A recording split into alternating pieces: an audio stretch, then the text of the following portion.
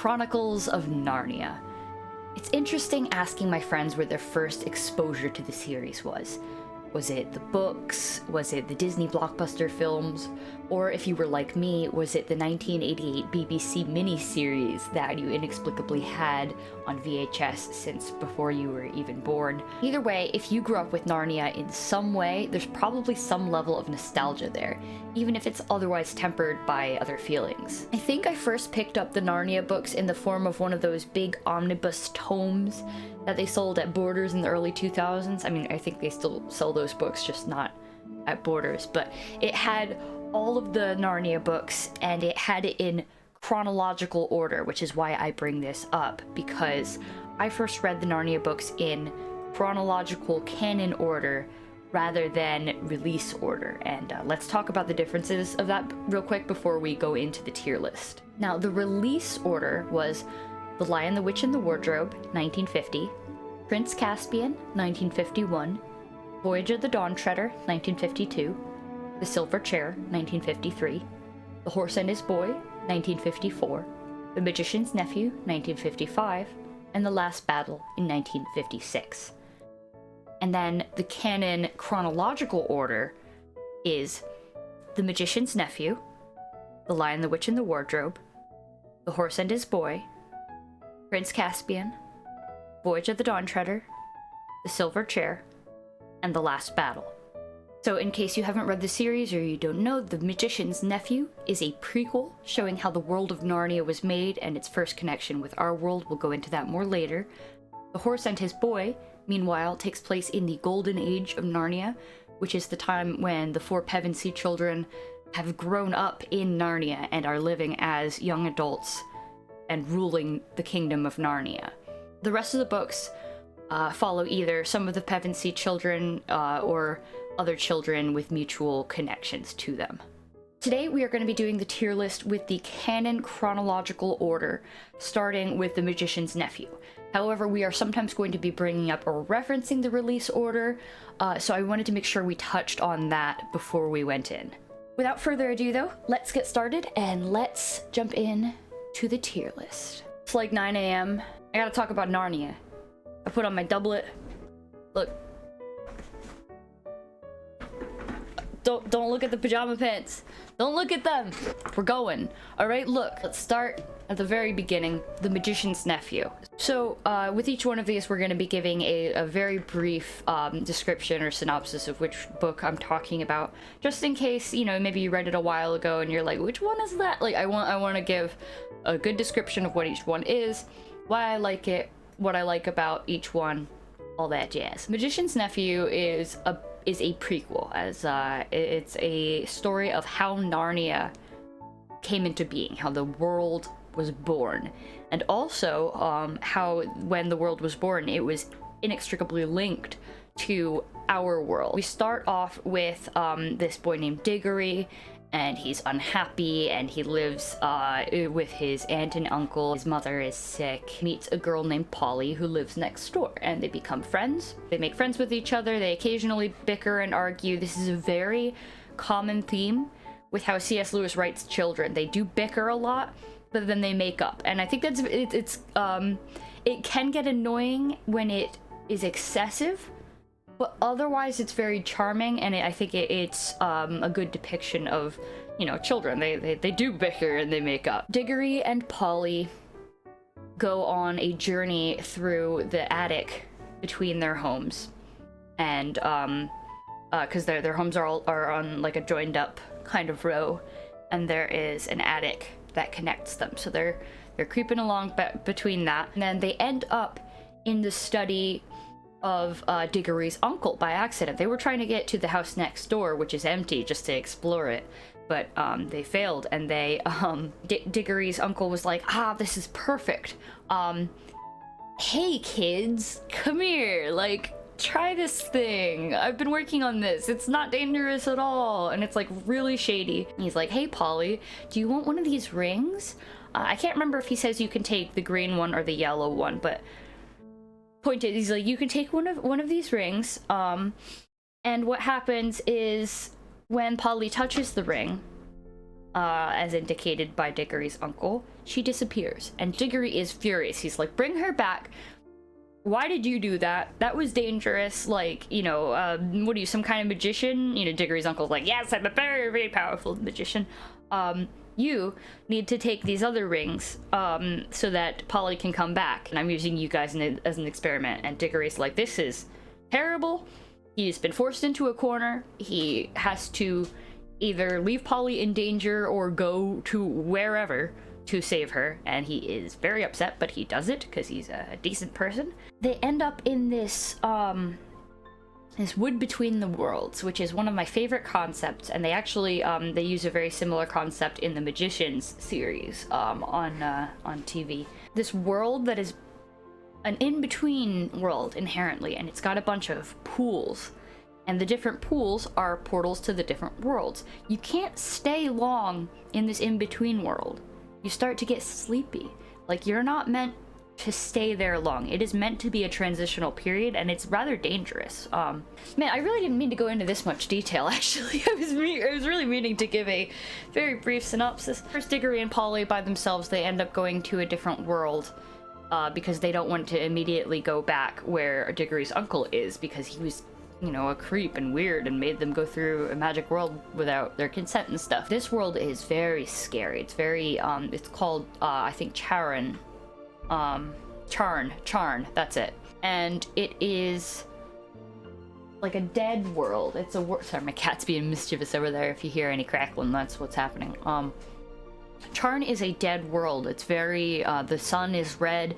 There's no life to be seen. There's no plants. There's no animals. And as they search, they find a hall of statues, and some of the people look nice, but then toward the end they start looking meaner and meaner and meaner, and then there's the meanest looking lady ever, and there's this bell that I believe the inscription warns you not to ring it, but like it's a temptation thing, and it tempts and it tempts and it tempts. I think because they had been bickering, and in a bit of rebelliousness, Diggory struck this bell, and it rang and it rang and it rang and it rang for ages and ages. I just keep picking up things and fidgeting with them. I need to stop. It keeps ringing and ringing and ringing, and it wakes up this most horrible looking woman. She's very tall. She's a giant, really. She's like, I think they said she was like 10 feet tall or something. And this is Jadis, the White Witch. She has not become the White Witch yet. She's just this scary lady from this other world, and they try to get away. They're like, ooh, this is not good. Let's use the rings. Let's get out of here. But Jadis grabs on, and Jadis follows them. They try to leave her in the wood between the worlds. They fail. Jadis follows them to their own world. And here's where things get a little bit, like, kind of just comedic ridiculous. You know, Diggory's uncle is fawning over Jadis. He thinks that she's the greatest thing ever. He thinks that she's so pretty and so hot, and Jadis is like, yes, good, wait on me, and, you know, get me a chariot, get me all of these things, and it becomes a complete and utter mess. Bunch of chaos happens. Eventually, the children are like, we need to get her out of this world. So they try to do it in as, you know, subtle way as possible, but they fail to only bring her out of the world. Instead, they bring everyone who was like touching. It's a touch based chain reaction of moving people between worlds. Bring the witch. I'm definitely not going to be able to do this detailed of a synopsis of any of the other books, and I super will not. I think I just really wanted to talk about the Magician's Nephew this morning. They bring the witch, Diggory's uncle, obviously Diggory and Polly, and a cab driver, and the cab horse. All of them get transported to the wood between the worlds, and then all of them get transported to this nothing world, this blank world. There's nothing happening. And all of a sudden, this single voice rings out. And then more voices join it, and then more voices join it. And if you've read the Silmarillion, you may see some similarities here, but anyway, the world becomes created bit by bit by bit. The land, and the mountains, and the stars. And then the song changes, and then it's the animals and the living things. And Narnia has just been born before their eyes. They watched it happen. Beautiful. Beautiful, beautiful, beautiful. And this scene alone is the reason that the Magician's Nephew goes in S tier, best tier, okay?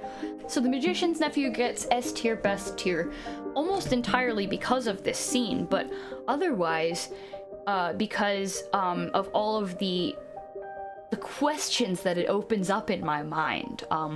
There are so many other worlds in the universe of Narnia that we absolutely never get to explore. There are so many questions of magic, so I will really attempt to summarize quickly the end here. Obviously, Jadis the White Witch remains in Narnia. She is not meant to be there, but she remains there. Her own world is dead. She has no intention of going back there, but she's like, maybe I can dominate this world. Diggory gets sent on a solo journey, very briefly, to go and retrieve an apple to cure his mother's illness. So he goes and does this. He is very tempted to eat the apple. It's in a gated garden. It's very on the nose. Diggory manages to get the apple, doesn't eat it, goes back, but he does notice Jadis also sneaks into the garden and does eat the apple of long life.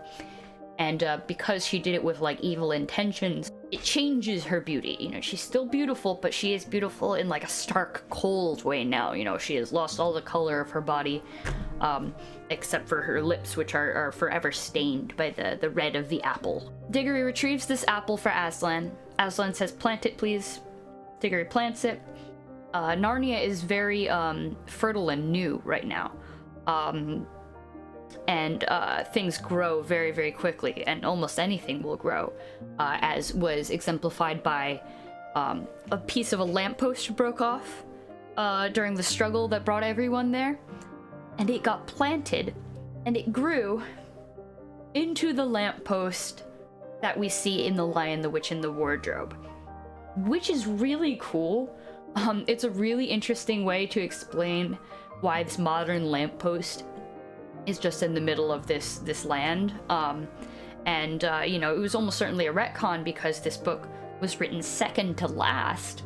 But it's really interesting, and it's a really interesting retcon, and I just think it's fascinating. A tree gets planted, and this tree is a tree that will protect the land of Narnia from the witch, Jadis, for I don't remember how many years, but like hundreds or thousands of years, like a long time in Narnia time.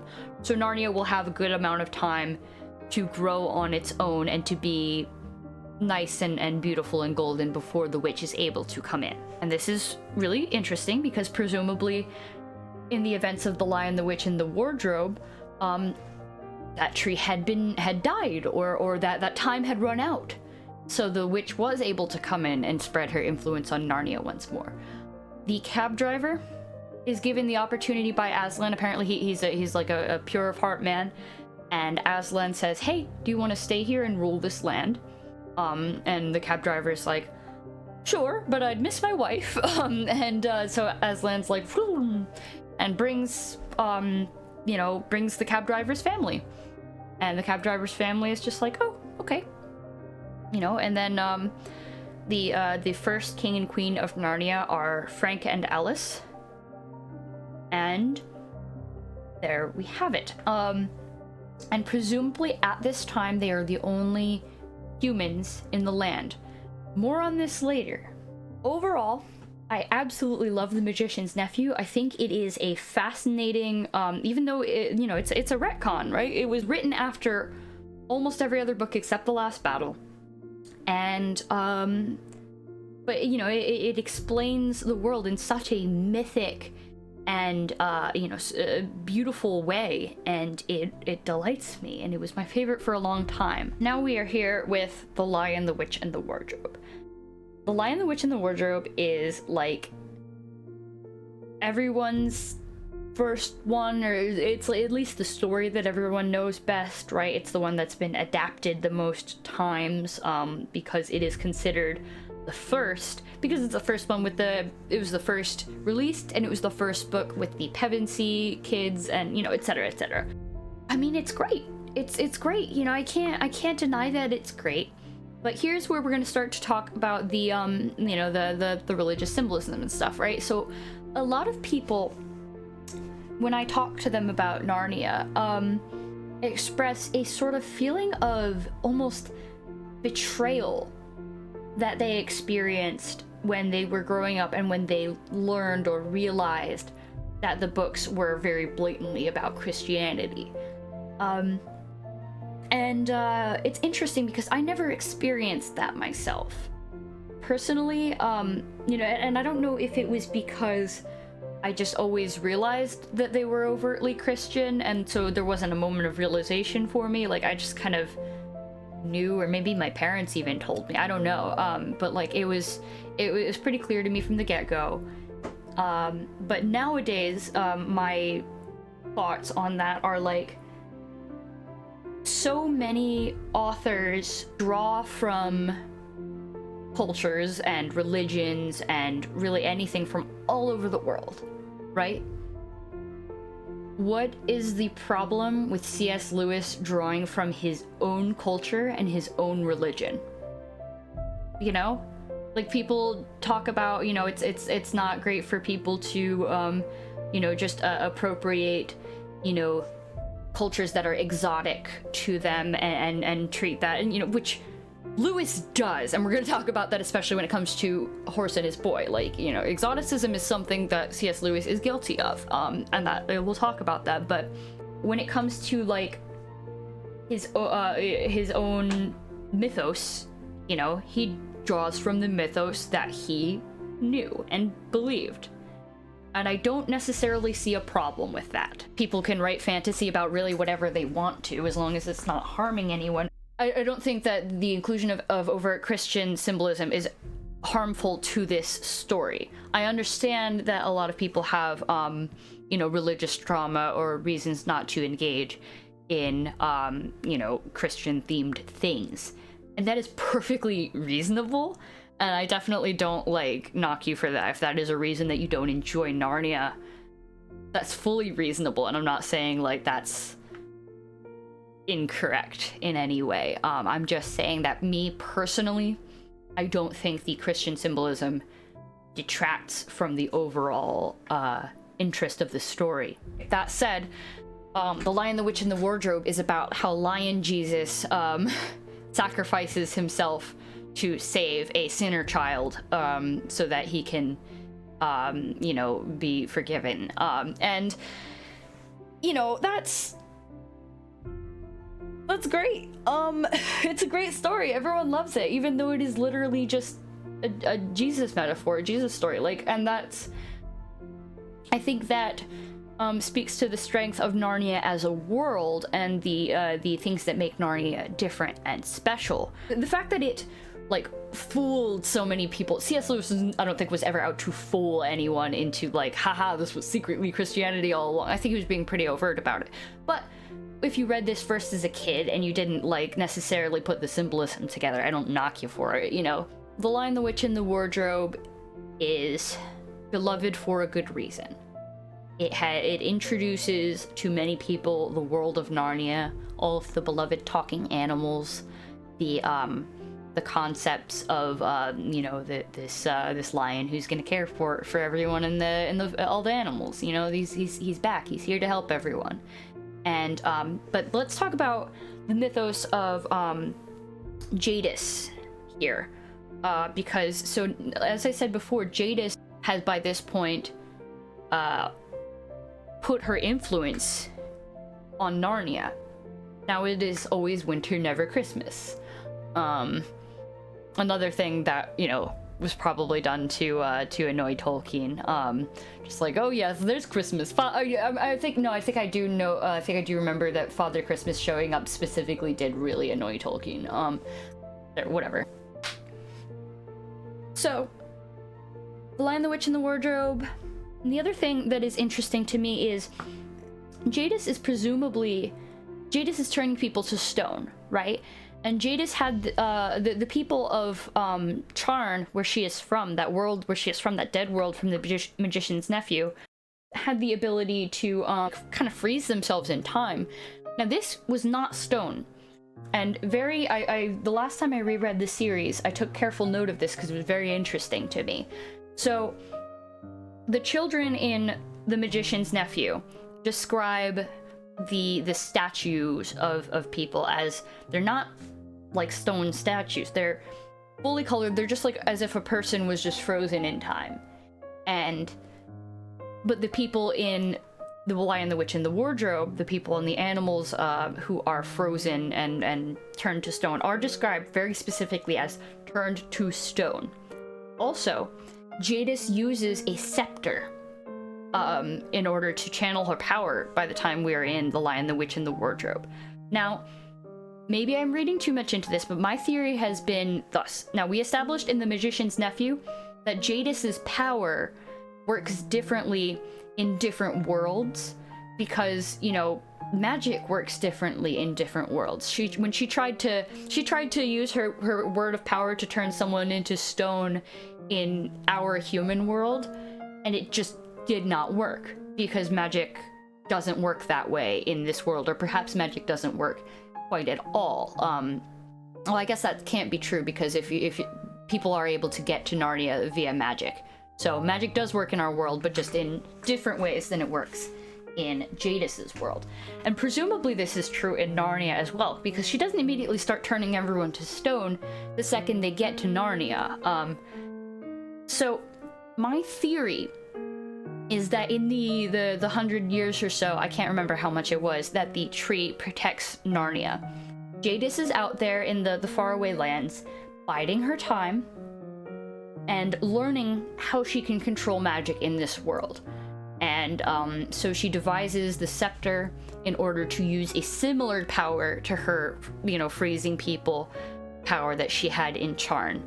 But then later in The Lion, the Witch, and the Wardrobe, when her scepter breaks, this does disrupt her ability to turn people to stone. So this is never overtly stated, but this is what I gleaned from the information. I don't know if C.S. Lewis thought that hard about this or not. I don't know. Either way, it's very interesting to me, though. Yeah. But this is a tier list. Said with the gravity of, this is an advice show. Yeah, this is a tier list. So where are we gonna put The Lion, the Witch, and the Wardrobe? It is not my favorite. And so even though it is like probably objectively probably up here, but this is my personal tier list, right? I'm putting it here at very good because to me it introduces the world very, very well. It introduces the Pevensies. The Pevensies are definitely at their most charming and relatable here. More on that later. If I want to reread a Narnia book, like, for some reason, it's not The Lion, the Witch, and the Wardrobe that I want to, that makes me go like, I'm thinking about that. Like, the ones that have questions unanswered for me are the ones that are the most fascinating, which is why The Magician's Nephew is up here, and another one that will end up here shortly. But we're now on The Horse and His Boy. And here's where we're going to talk more about some theories that I have, and we're going to talk a little bit more about, I almost said Tolkien, Lewis's exoticism of other cultures. So, The Horse and His Boy is about a boy named Shasta who lives in Calormen. So here's Narnia on the map. Right below them is Archenland, and right below them there's a big old desert, and then Calormen.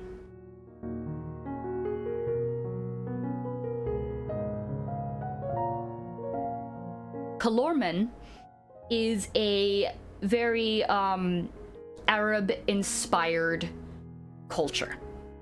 The Horse and His Boy is it's definitely guilty of exoticism, of going like, ooh, look how different this culture is. But at no point does it feel mean-spirited, which is different from another book later, which is why I bring this up. And the reason that I'm going to put The Horse and His Boy a little higher up than perhaps some others. So The Horse and His Boy takes place during the Golden Age of Narnia. And the Golden Age of Narnia is when the Pevensey children had grown into adults in the land of Narnia and were ruling the land. At the end of The Lion, the Witch, and the Wardrobe, as you may know, the Pevensies stumble upon the lamppost and the wardrobe again and end up back in England as children. This is a really interesting concept. A lot of people have talked about this as an interesting concept, or have theorized about this in like a weird and dark way, and I think it's fascinating. But now the book does attempt to explain the weirdness of this by saying that when the children are out of Narnia, they don't quite remember everything. They remember Narnia. They remember that it's real. They remember that it exists. They remember their favorite people enough to reference it casually to each other, to their siblings. But they don't quite feel... It's more as if it was a shared dream between them. It doesn't quite feel as real.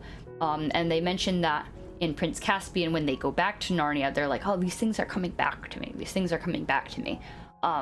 Which I think is Lewis's way of kind of explaining away the fact that it wasn't completely horribly traumatic for 4 people to grow into adults and then be sent back to their childhood, having lived like 20 to 30 years in another world and then become like, that would mess me up. If anything happened and I was suddenly like back in my childhood again, that would mess me up. Like, and like regardless of whose childhood and how good it was, like that would mess anyone up, you know? But anyway, so this is an important concept that we're going to go into more later. But The Horse and His Boy takes place during the time that the children are grown up. Shasta, to put it bluntly, is like, oh, it's really weird that I'm white and no one else around me is.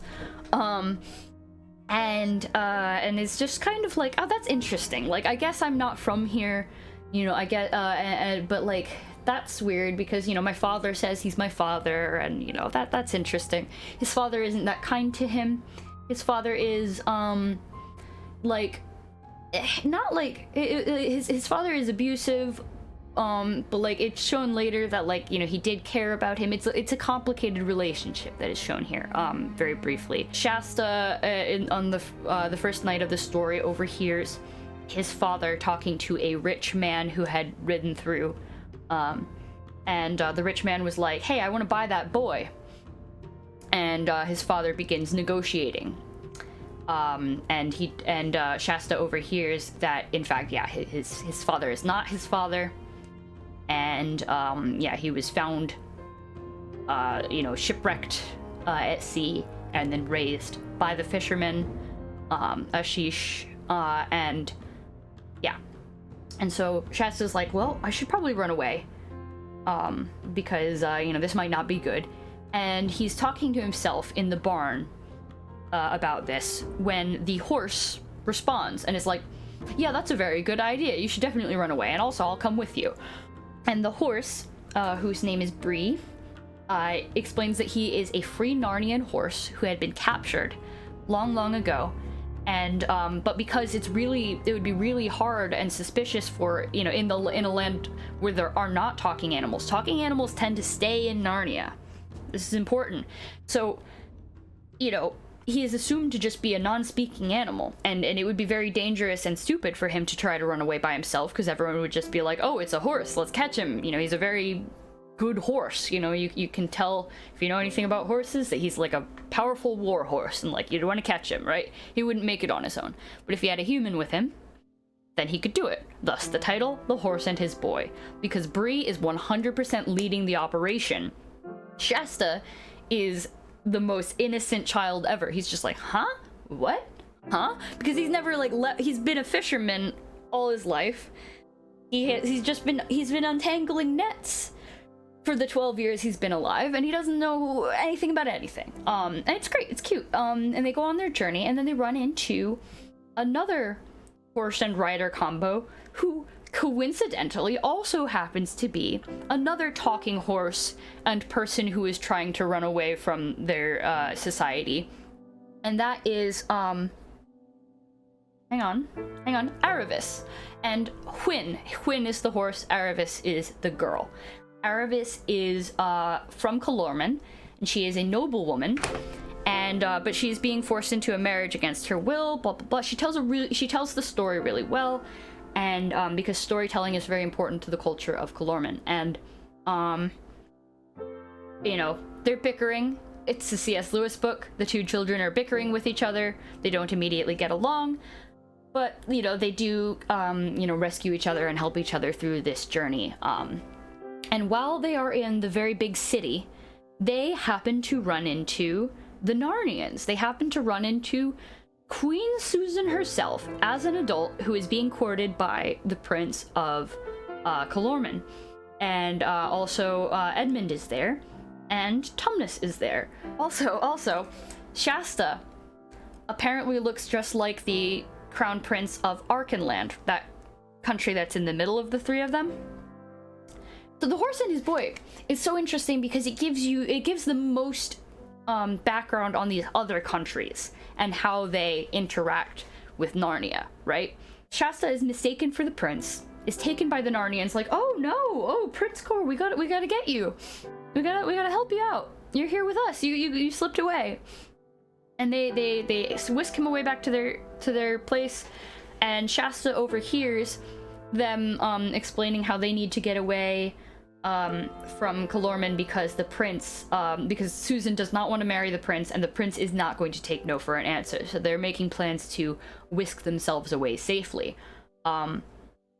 Shasta gets some information. He learns stuff about, like, you know, he learns about the desert they have to cross, and eventually Prince Cor, the actual Prince Cor, returns, and they're like, huh, we look a lot alike, don't we? Anyway, bye. Go their separate ways. Shasta meets up with the others. They cross the desert. It really sucks. It's a very good example of a crossing the desert scene in a fantasy book. Like, it's just, by the book, it's great. They're on a mad dash to get to this valley. And so I read this one a ton of times growing up, so as you may know from the detail that I'm going into here. Like, this one I had on, it was actually the only one I had on tape growing up, so I actually read this one probably the most out of all of them.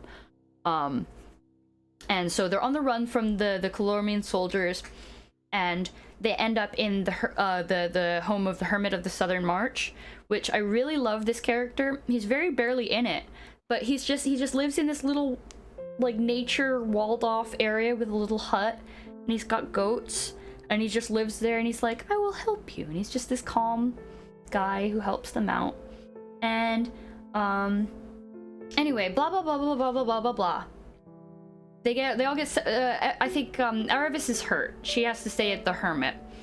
But Shasta has to go and warn Archenland and Narnia because the Calormens are gonna invade, and that's gonna be real bad.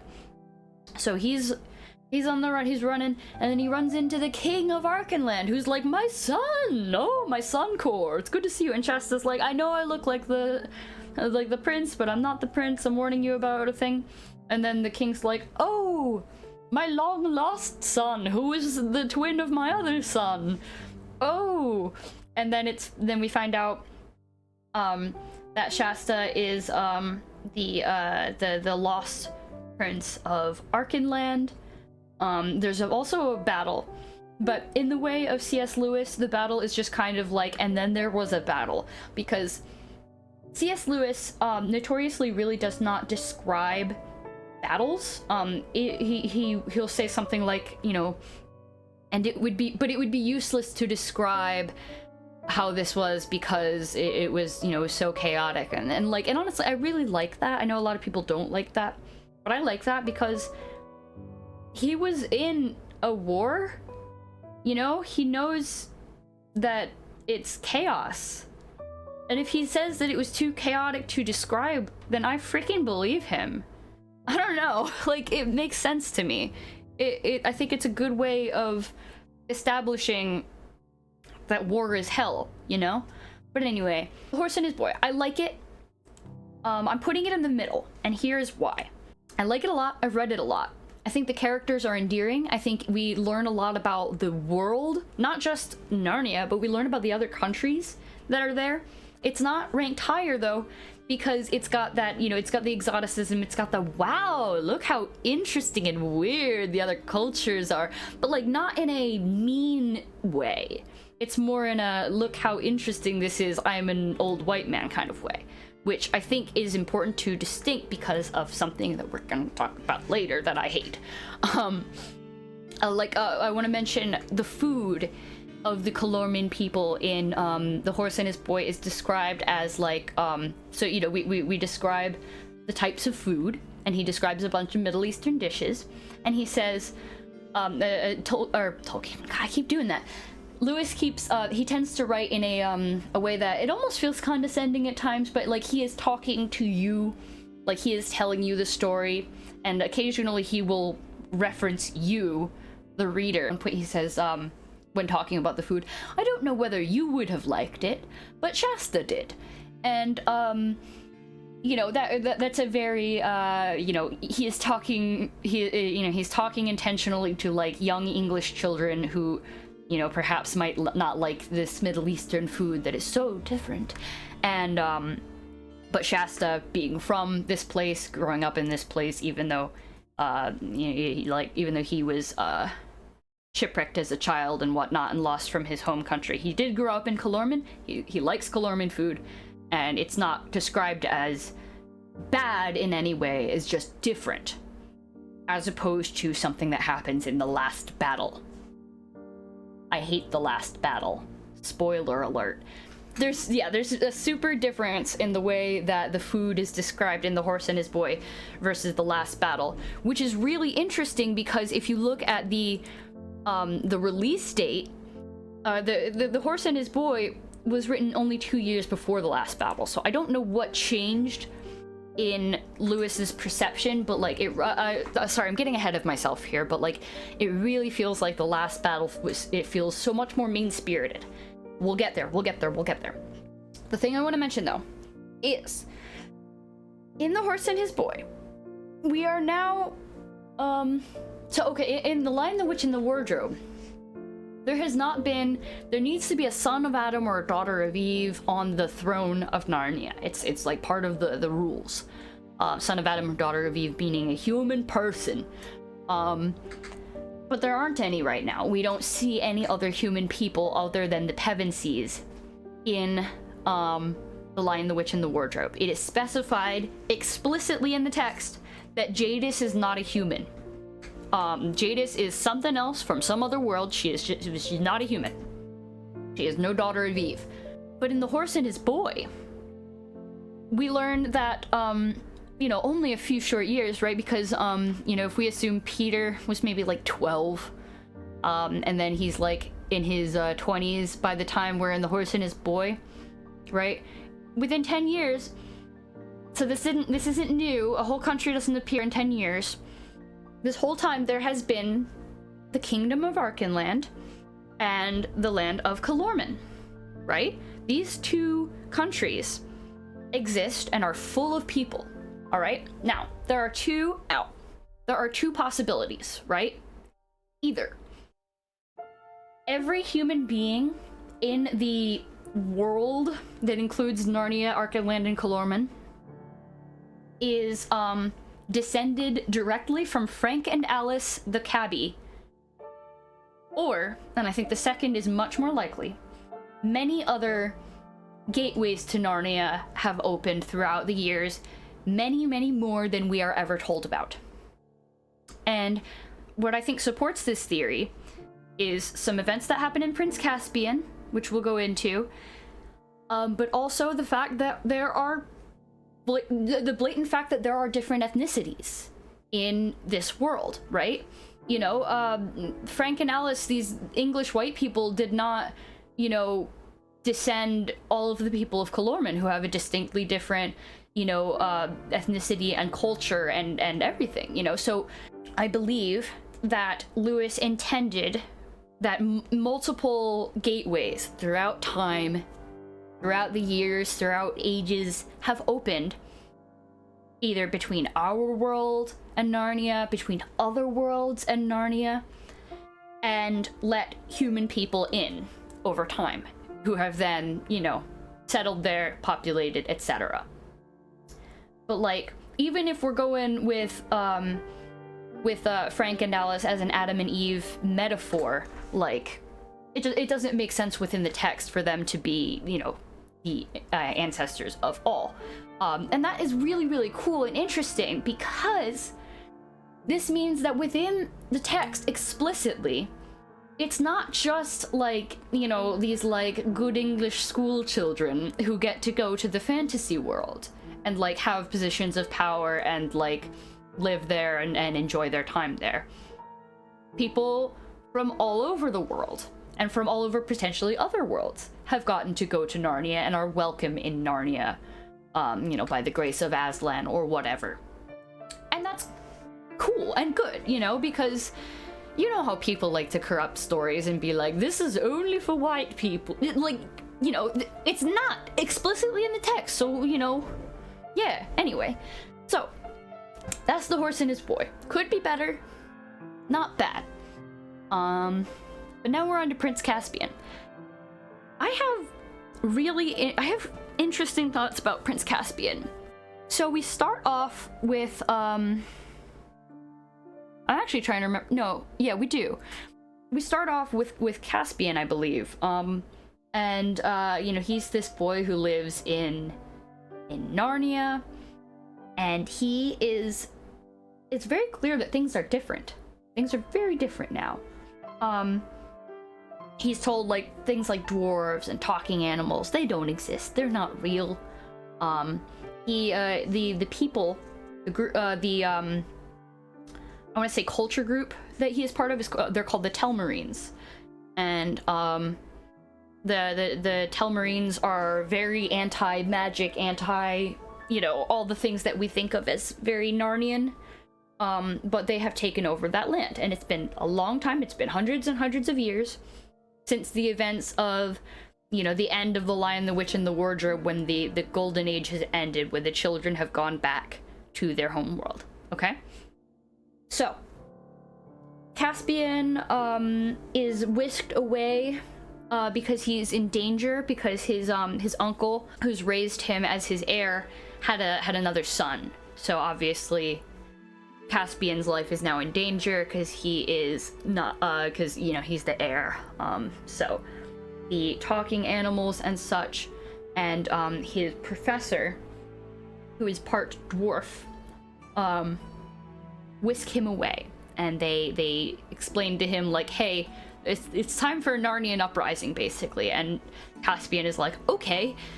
And they have a party in the woods with all the dryads and naiads and the food was described in great detail, and it was beautiful and lovely, and it's like that one Moody Blues song, and a mouse played a daffodil, blah, blah, blah. It's great. We're introduced to Reepicheep. Reepicheep is wonderful. He's a mouse who is extremely brave and extremely noble and extremely proud. You know, you don't insult him for his size. He is, you know, he will make up for it otherwise. Don't you insult Reepicheep's name in this freaking stream. I'll ban you. No, I won't.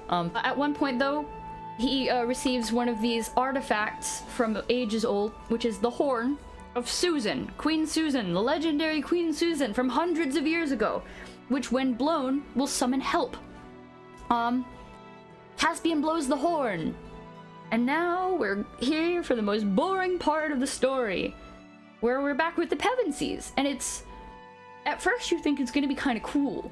They're getting ready for a train, and then they get whisked back to Narnia. And the first bit is very cool.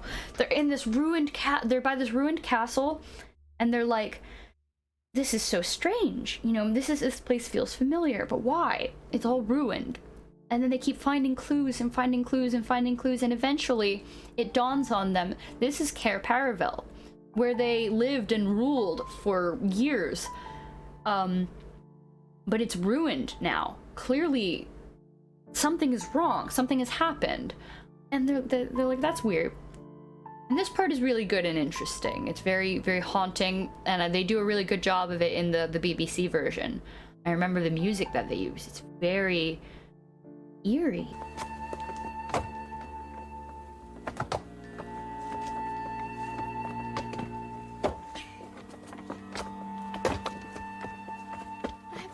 Strangest feeling. But then we get to the boring part where they just walk around being lost for like half the book while bickering with each other. And it sucks so hard. It sucks so much, guys. Like, it's just, they're just like, okay, I like it when authors focus on the practical things, and Lewis does this. You know, it's like, you know, well, how did they eat? Something happens so that they can eat. You know, what did they do for this? Something will happen so that, you know, like, he will answer the questions that you might have, right? And we'll sometimes go into detail about, like, how they dealt with survival type situations. And that's interesting to me. But they walk for a while, and then they kill a bear, and then they butcher the bear, and then they have this raw bear meat, but they don't have a way to make a fire, and so they're just walking around raw bear meat, and they're like, this sucks. And then they walk a ways, and then they're lost, and then they walk backward. They go back the other way, and they're like really hungry, and they're like, can we eat this raw bear meat? No, we can't. This sucks. And then they're lost, and they go the other way, and then Lucy is like, I saw Aslan, and the others are like, no, you didn't. Except Edmund, who believes her because he learned from his prior mistakes. This happens a few times, and it's really annoying, and because it's just like one of those misunderstanding plots in a sitcom where, like, you, the audience, know that the answer could be, you know, gleaned by just like people believing each other and communicating well, but like, it's not happening, and it's just so frustrating. And then they just walk around, and they walk around, and they walk around, and they walk around, and they walk around, and nothing happens, and nothing happens, and nothing happens until they finally get to Caspian, and then they have a battle, and then it's over. Kind of sucks. And I think it's pretty damn boring. Yeah. So I put it here because I really don't care. I think it kind of sucks. And in the BBC version, they actually, I think, did a really smart thing. And they combined Prince Caspian and the Voyage of the Dawn Treader into one movie. Because so little happens in Prince Caspian that you can get it over with in like 30 minutes. It's so boring. It's so boring. I don't know why people like it. Some people like it. And like, I guess that's because...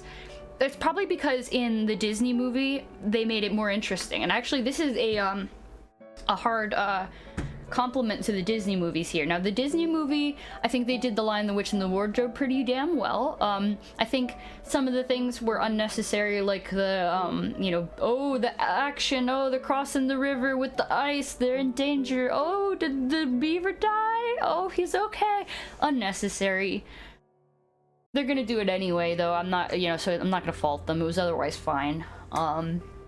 But the Prince Caspian movie did need that kind of thing, because the Prince Caspian book is so boring and so little happens that, like, the fact that they made, you know, a bit of a power struggle maybe between Caspian and Peter, because they're both a little older in the Disney movie than they are in the books. That makes sense. The fact that there's a little bit of a flirty look between Caspian and Susan makes sense. There was more stuff that went on in the Disney movie that I think was added and was necessary to be added, because yeah, Caspian, boring. But now, as a lovely transition, we get to talk about Voyage of the Dawn Treader, which I love, actually. I think it's fantastic. So, it's hilarious because in the BBC movie, like I was just telling you about, they combined Prince Caspian and Voyage of the Dawn Treader, right? So, because of that, so in Prince Caspian, it's all 4 Pevensey children get whisked away from a train, and then they get whisked back when the journey is done. Also, I need to mention at the end of that, Peter and Susan, the 2 eldest, are told that they cannot come back to Narnia because they're too old. Weird. And then in the beginning of Voyage of the Dawn Treader, then Lucy and Edmund, the two youngest, go back to Narnia. They get whisked away after they had been staying at their aunt and uncle's house. Now the funny thing about how the only thing that I think really doesn't work, and it takes you out because it's just so hilarious, in the BBC combination of these two stories, is that it makes it seem as if there has been roughly 5 minutes between the events of Prince Caspian and Voyage of the Dawn Treader for the Pevensies, which is actually a hilarious isekai concept because, like, okay, it makes it seem like, okay, the Pevensies are on the train, they get whisked away, they have a whole adventure, they come back, they take the train to their destination, and then at their destination, Edmund and Lucy immediately get whisked away and come back like a day later. Like, imagine that as a concept for a show or an anime or something. Like, a character gets whisked away to another world so often that it is just incredibly disorienting, and sometimes they'll stay in the other place for years,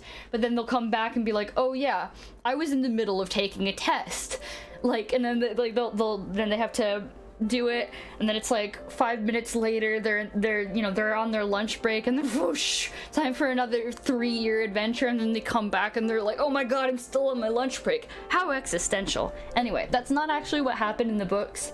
In the books, some time has passed for the Pevensies in between the events of Prince Caspian and Dawn Treader, but it's really funny how it makes it seem in the movie.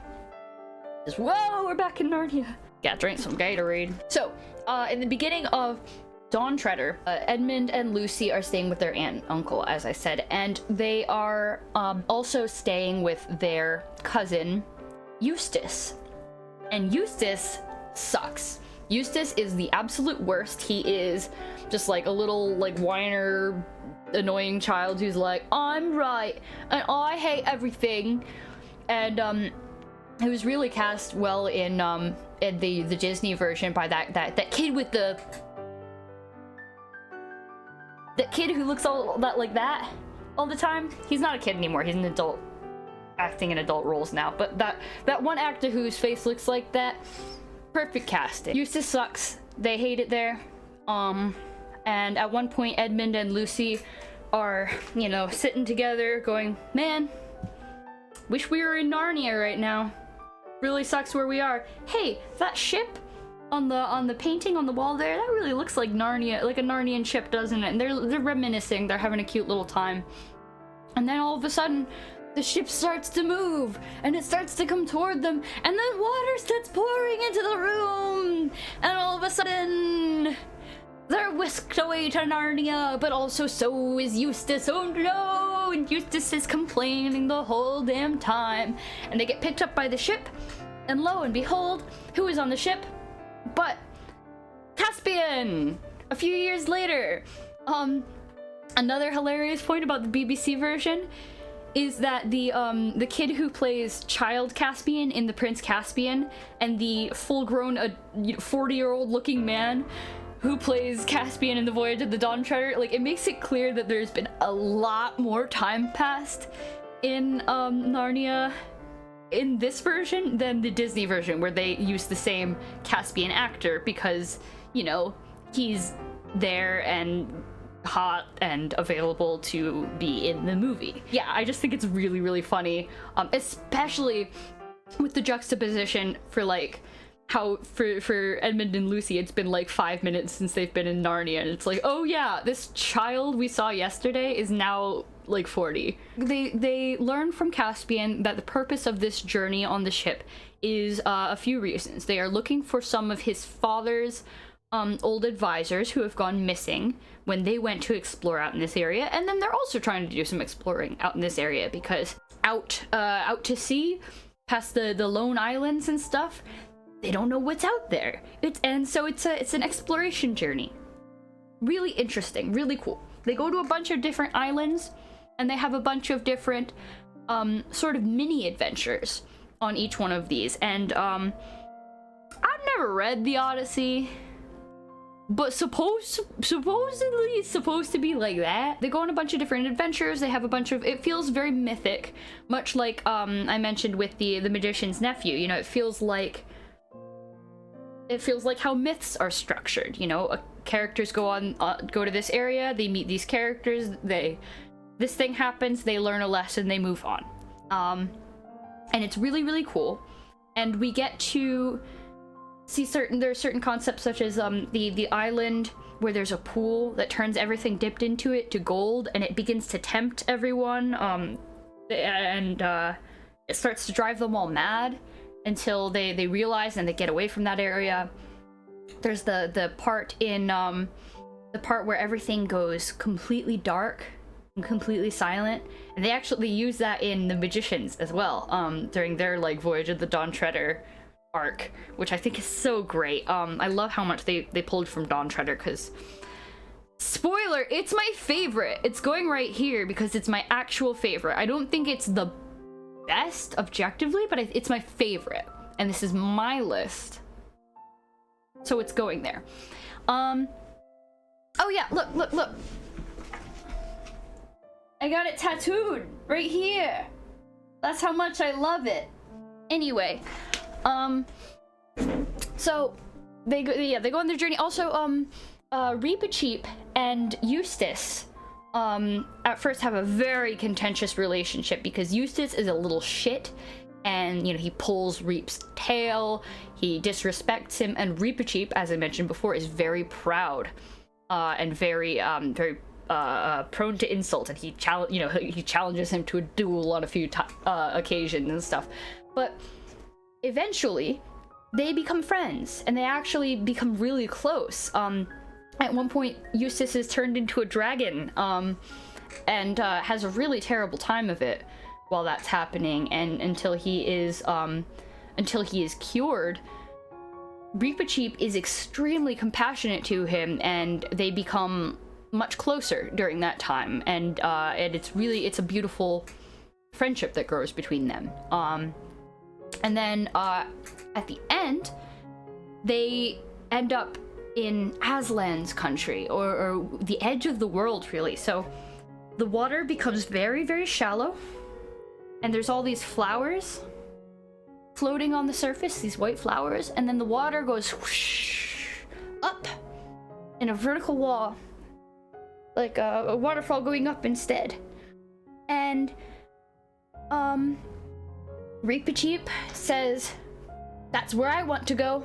And he gets in his little tiny boat that he has, and he paddles off into Aslan's country, and that's where we say goodbye to Reepicheep. And it's such a beautiful moment, because there has been I forgot to mention, the reason Reep went on this journey with everyone else is because there was a prophecy said on him when he was a baby that was where sky and water meet, where the waves grow sweet, doubt not, Reepicheep.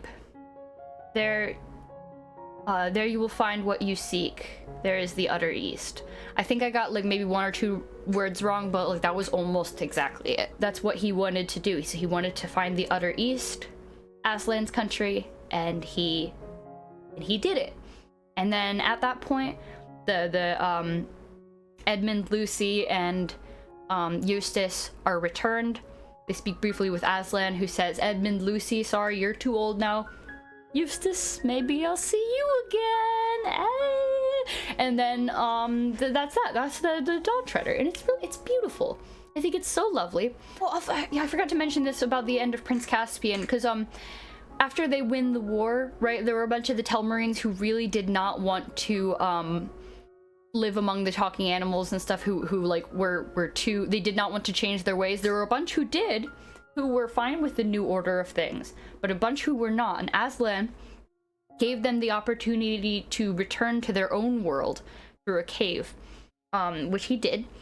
And he said that, yeah, initially the Telmarines had stumbled upon this world. They were a seafaring folk who stumbled upon Narnia long ago, and so he just gave the ones who didn't want to stay the opportunity to return back to where they were, which I think lends weight to my theory of many worlds connecting to Narnia, because I mean, that is a world connecting to Narnia and letting people in. The Telmarines are not, you know, like English people. Like they're someone else. Like, you know, Prince Caspian could be of any ethnicity, canonically in the books, and that's very good and important to mention when it comes to people, because you know how people get when it like, oh, well, this character is canonically white in the book. No, he is not. And I think that's really cool. But anyway, yeah, so that was Voyage of the Dawn Treader. Now, the silver chair. The silver chair is really weird to me because I did have it on the VHS as well, but I definitely watched it the least often. And when I just rewatched it recently, I realized why. It is very boring in a lot of ways, and the children bickering, God, it's even worse. It's even worse than usual. So it's Edmund and this girl, Sally? Is it Sally who goes with Edmund? My goodness. Who are the children in the silver chair? Jill. Sorry, Jill. Anyway, Jill Pole. So Jill goes to school with Eustace and gets whisked away to Narnia when Eustace is called there as well. So they get whisked together. At first, I think Edmund's being a jerk to Jill causes him to have to go rescue her in a learn a lesson from Aslan kind of way. And then they are told they have to, like, it's really weird. It's very weird compared to the others because Aslan explicitly says to them, "Hello, I am Aslan. Here is your quest that you have to do. Here are the things that you have to do along the way of your quest. Remember this." And then that's a really big plot point. He says that to Jill, and then she just has to remember it. At no point does she think, let me write this down. Like, she just has to remember it. And she becomes she's like, oh, I'll remember this, it's fine. Here's the thing. I'm not only incapable of caring for the silver chair, I'm incapable of remembering it. I have read the book probably as many times as most of the others, with the exception of The Horse and His Boy. And I still couldn't really explain to you much of what happens. I could get tidbits, but like it's a bit of a mess, and when it's not a mess, it's boring. So good parts of it. Puddleglum. Puddleglum is awesome. He's like this golem type creature who is just like incredibly pessimistic. He's like, oh, I bet it'll go wrong. And he's just Eeyore. They just go on a journey with Eeyore, and it's freaking great. He's awesome, and he's like the only good part about this. Eventually, at one point, there's giants that try to eat them. They have to go underground, and then there's underground people, and then there's this witch in green, and she works with the underground people, and that's where it gets completely incomprehensible, because I remember even while I was reading it the most recent time, like a year ago, going, huh? What? What's happening? What? I don't know how it ends. They get back somehow. The silver chair is a chair that is used to control Prince Caspian's, like, grandson or something. But they get him out. They rescue him. And then he's fine. And he's king of Narnia again. Awesome! Kinda sucks. But it's not as bad as our last category! The last battle! Firmly in. Trash. And here's why. So, we start off, Jill is there, and she's brought someone else. Who is even with Jill?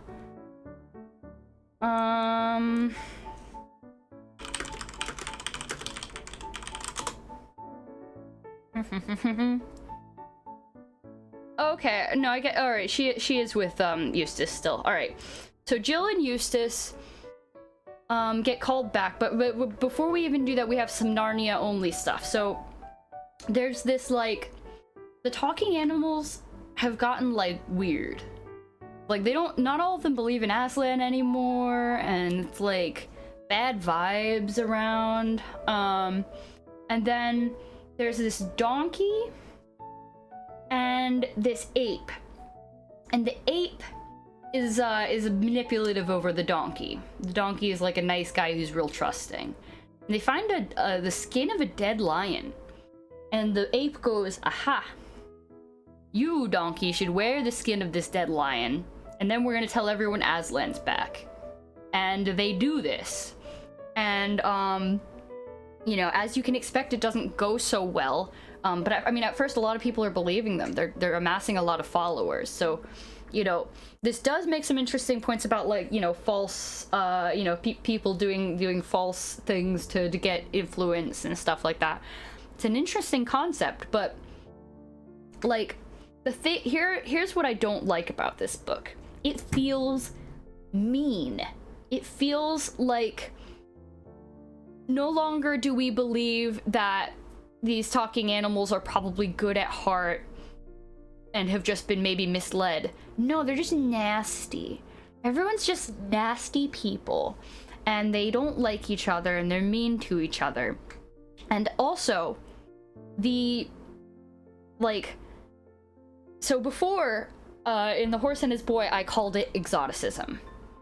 Here, I call it racism, and here's why. Because when describing the characters in who are from Calormen or other places in the last battle, C.S. Lewis describes it like really mean and like really shitty, not like before where he was like, this is very interesting and very different, and here are the ways in which this is different from what you, an English child, might expect, right? Which is like condescending and exoticizing, but like not mean. But here, at one point, he was like describing, I remember distinctly, he was describing this one Calormen soldier, and he was like, and he smelled like nasty garlic and stuff, like from the food, which all smells so bad. And it's like, dude, what the hell? Like, stop. And it made me, like, I actually, full disclosure, this most recent time that I reread Narnia, didn't finish the last battle, even though it was narrated by Patrick Stewart, because it was just so nasty feeling. It made me feel icky inside. I did not like it at all. And really, it bugged me a lot. And then the other thing that I need to mention about the freaking last battle that I hate is that, I'm getting into like full rage mode here, but like, so for the last battle, where it's like the people who believe the false things against the people who believe the real things, and like the world is ending, the world of Narnia is canonically ending, Aslan said so. So he brings back all these characters that we've met from before, right? To help fight in the battle at first, and then he brings back more in the end to like live in the paradise, right? So he brings back, you know, Peter and Edmund and Lucy. He brings back, you know, Jill was already there, and Eustace was already there. Who did I miss? Susan! C.S. Lewis must have hated Susan. He, like, because immediately at the end of Lion the Witch and the, or at the end of, Prince Caspian, he's like, I need to write her out as soon as possible. Like, this is my theory, because, like, there is no possible reason for him to be as shitty to the character of Susan as he is.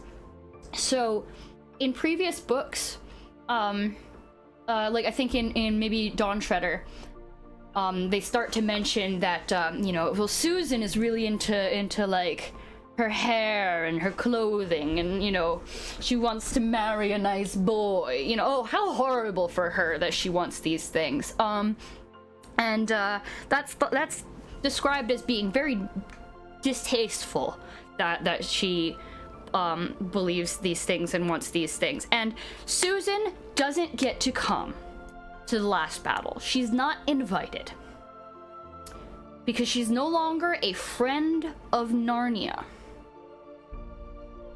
And this makes me furious. Because why is she no longer a friend of Narnia? Because she is a woman who likes woman things, like traditionally feminine things.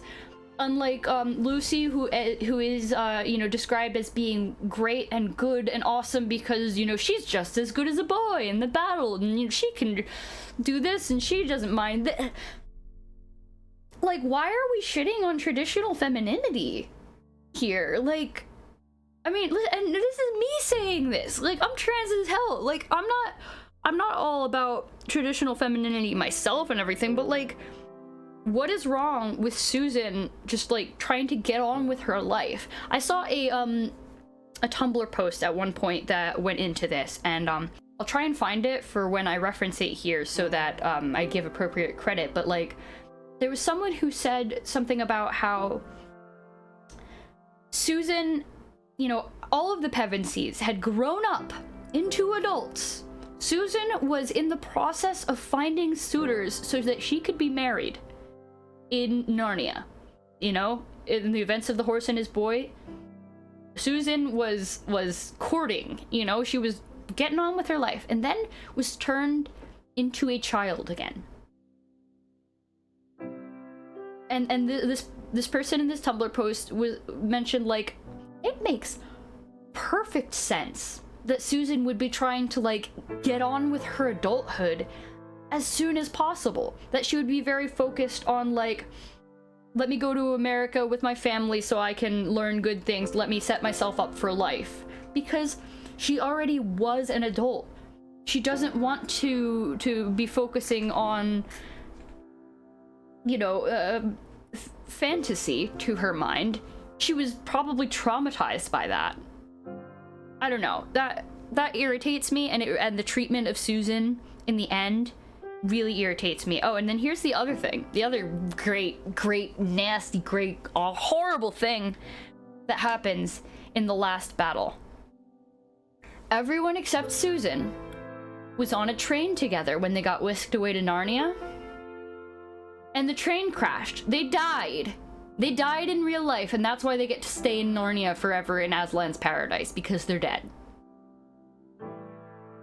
Except Susan, who doesn't get to come.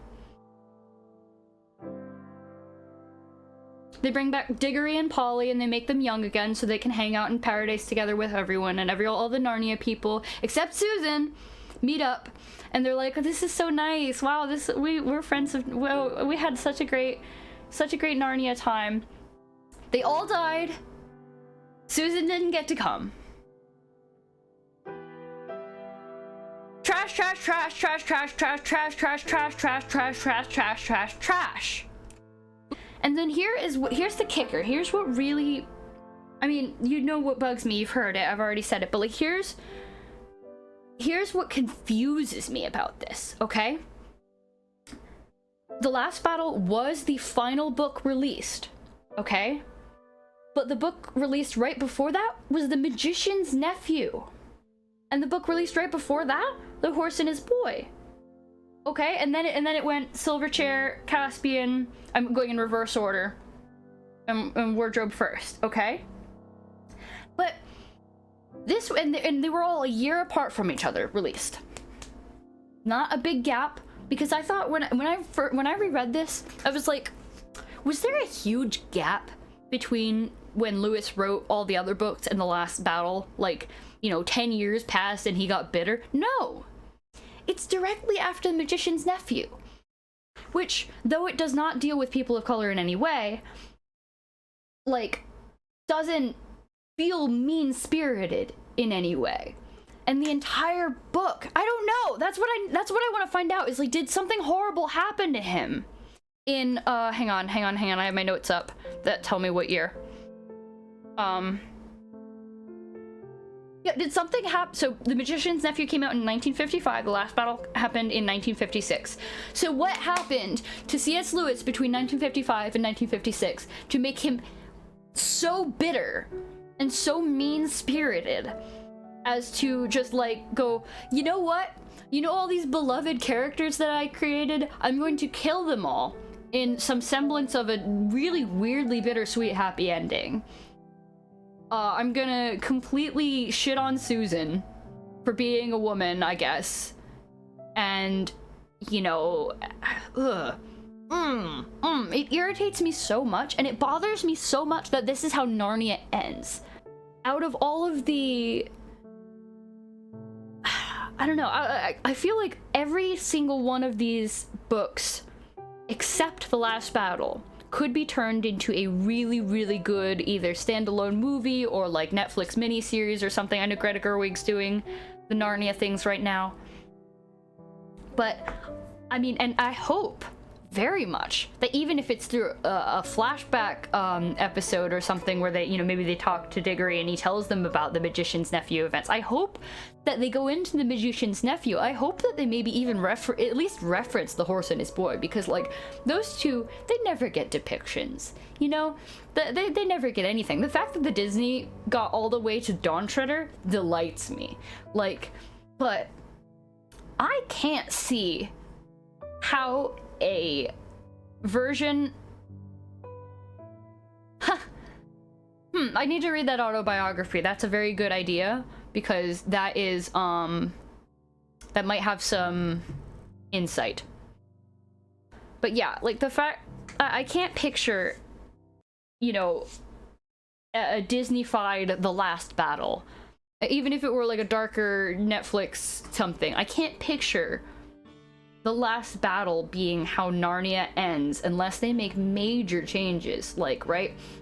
So, you know, even if we talk about just the plot and we assume that because it's being written in 2023 that the racism will not be there, hopefully, fucking hell, but like even if we assume the racism is being purposefully taken out, right?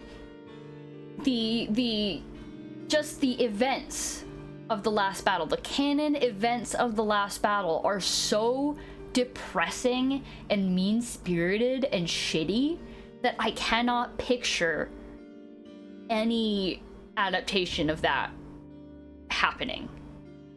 Like, it doesn't make sense unless they drastically change it. And then, you know, I don't know even what they would change it to make it like feel right but still end the story. I don't know. It's just real weird to me. Just kill all your characters off in a freaking train. Ugh. Anyway.